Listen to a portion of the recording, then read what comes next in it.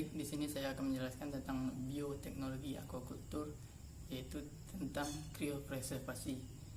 Kriopreservasi merupakan suatu teknik penyimpanan sel hewan, tumbuhan, ataupun materi genetik lain dalam keadaan beku melalui reduksi aktivitas metabolisme tanpa mempengaruhi organel-organel di dalam sel, sehingga fungsi fisiologis, biologis, dan morfologis tetap ada. Penyimpanan yang dilakukan pada suhu yang sangat rendah, yaitu pada suhu minus 196 derajat Celcius dalam nitrogen cair. Di dalam bidang budidaya, kriopreservasi digunakan untuk mengawetkan sperma ikan. Jadi keuntungan kriopreservasi yang pertama yaitu dapat digunakan kapanpun dibutuhkan. Jadi di sini kita dapat menggunakan sperma pada ikan kapanpun kita butuhkan. Yang kedua yaitu melakukan pemijahan di luar musim kawin.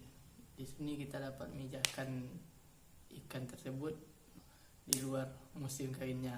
Yang ketiga itu mempermudah proses pengiriman, di mana di sini kita mengirim induk ke lokasi yang jauh. Dengan teknik ini dapat dipermudah karena kita hanya mengirimkan sperma aja pada ikan. Kalau kita mengirimkan induk, banyak risiko. Yang pertama, induk ikan tersebut akan mengalami stres sehingga induk ikan tersebut bisa mati. Jadi kriopreservasi ini lebih efektif dan efisien di bidang budidaya. Baik, selanjutnya proses kriopreservasi. Yang pertama adalah pengenceran sperma dengan extender. Tujuan dari pengenceran sperma ikan untuk mengurangi aktivitas sperma sehingga dapat menghambat pemakaian energi dan dapat memperpanjang hidup dari sperma tersebut. Bahan yang extender yang digunakan yaitu cairan infus atau yang sering disebut NaCl. Yang kedua yaitu penambahan krioprotektan atau bahan pengawet. Fungsinya sebagai pelindung agar sel sperma tidak mengalami kerusakan ketika proses pembekuan. Bahan yang digunakan adalah DMSO, fruktosa, gliserol, dan metanol. Baik, yang ketiga adalah pengimpakan gamet pada wadah penyimpanan.